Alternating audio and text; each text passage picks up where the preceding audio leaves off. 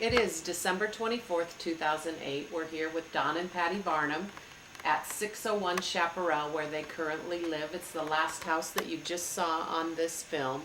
And there's just a few things that were unanswered, or that questions, things that we didn't talk about prior to this on our drives around the state of Iowa. And so one thing I'd like to talk about is Grandpa and Grandma, Petey and Annie's work experience, history, what they did over the years, and then after that about Grandpa Petey's military service. Okay. Well,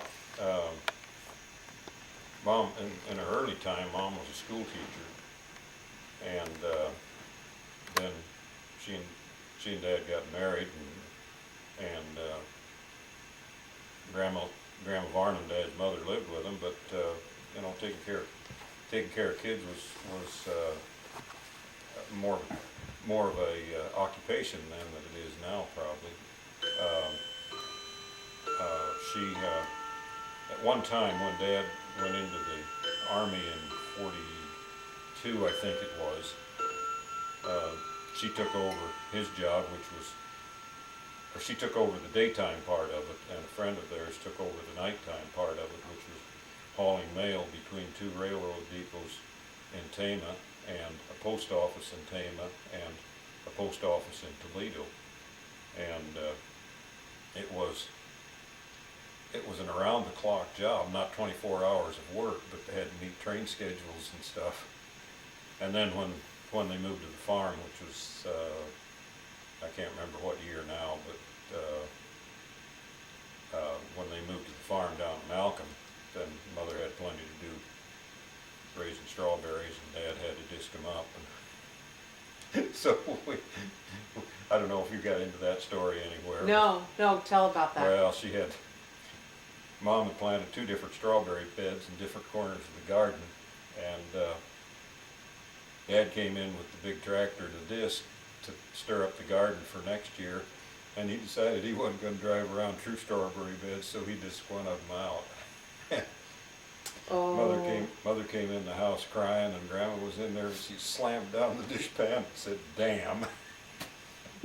That's the worst thing she ever said in her whole life, I think. But anyway, so that was Mother's lifetimes of occupation. Dad, I don't even know for sure what he did prior to this mail transfer job. Well, you talked about him being an Oh, iceman and operating That's right. a gas station in Tama. Okay, I do remember. He was an independent contractor. He'd buy ice, and then he'd drive around town and sell it to people. And he had regular customers, and he'd chip off a block of ice, whatever would fit in their ice box, and sell it to them. And because people didn't have refrigerators that kept things cold, is that right? that's right. Yeah. Probably, maybe some of them didn't even have electricity. I'm not sure. That's going back a long Wow. ways.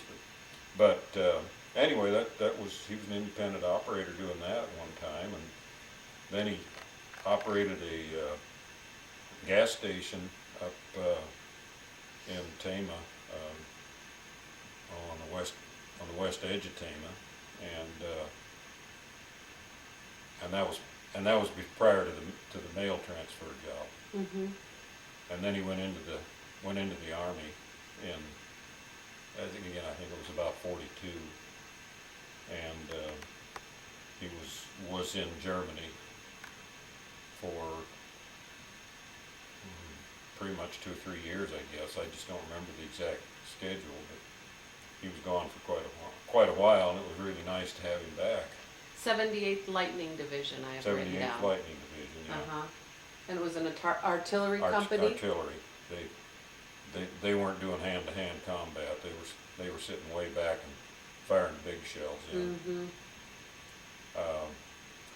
And he came back from there sometime around 45. I don't know. And then he went back into the mail business until he inherited the farm, and then we moved to the farm in about 47, 48, somewhere in there.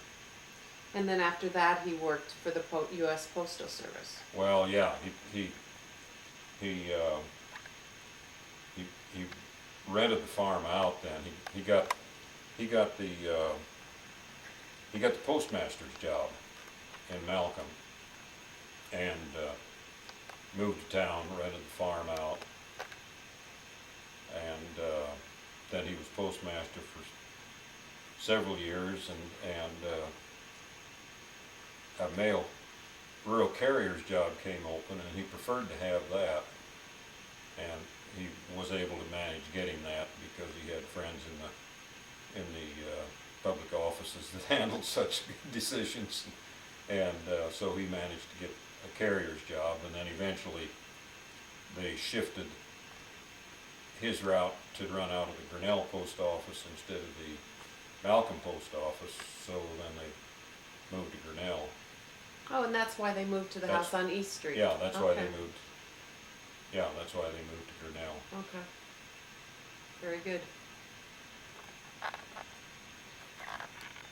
Okay, now just, are there things, we haven't talked a lot about your grandparents, we've talked a lot about your parents, and your brothers were involved in the interviews early on, but are there things about your grandparents, either the Reitzlers or the Varnums, that you want to share or add that we haven't talked about? Well, first on the Varnums, I knew my grandmother real well because she lived with us most of my young life. She was a very, very prim and proper woman, and a very forceful woman.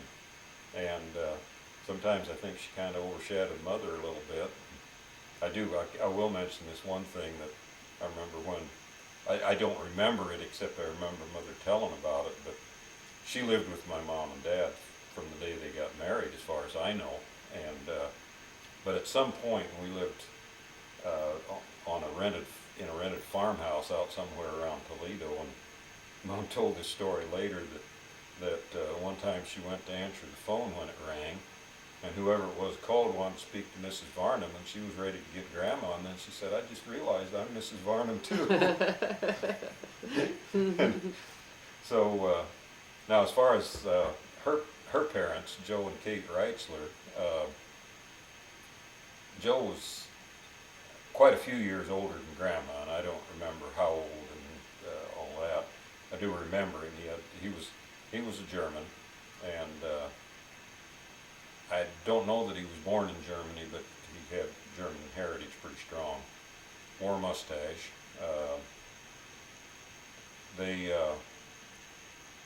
Grandma her maiden name was Klein, but German also, and I have no idea how they met, don't know really much about that. They had several kids, aunts and uncles, all those people are now deceased, and they, all the time I knew them, and they lived on that farm out south of Brooklyn where you entered into someplace in the picture, and they were very nice people. They were very, very kind, sometimes a bit forceful, but when you're dealing with little kids, sometimes you gotta be. They always had a dog out there on the farm, and I remember whenever we were there at breakfast time, Grandma cooked pancakes, and then when she got all done, everybody was done eating, whatever batter she'd have left, she'd just cook it all up in one great big pancake, go holler at the dog and toss that pancake out, and he'd leap up and grab it, and it was gone in one bite. You told that story earlier. Oh, okay. Yeah. Okay, I don't know of anything else to add in that right now. All right. Okay, well, I guess the final question that I have right now, and I'm hoping this tape is this DVD is something that gets added to and extended over the generations, but at this point, you guys have just celebrated your 25th wedding anniversary, and so that was back in 1983, November. Yep. I wonder if you want to talk about how you met, and we've talked a lot about your movements from then, from Story City to Ankeny, and your career changes and stuff formerly on the tape, but we haven't talked a lot about the two of you. Okay. Well, we both are and were and have been country music fans. Now that preceded our awareness of each other.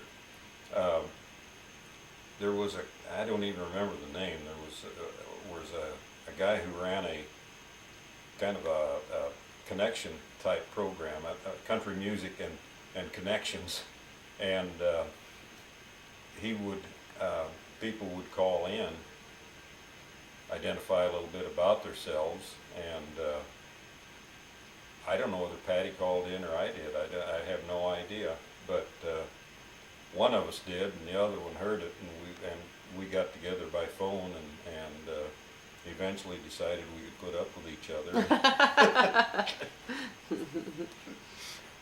Do you remember, Patty, who called in and who heard Well, it? I called in and described what I was looking for, or part of what I was.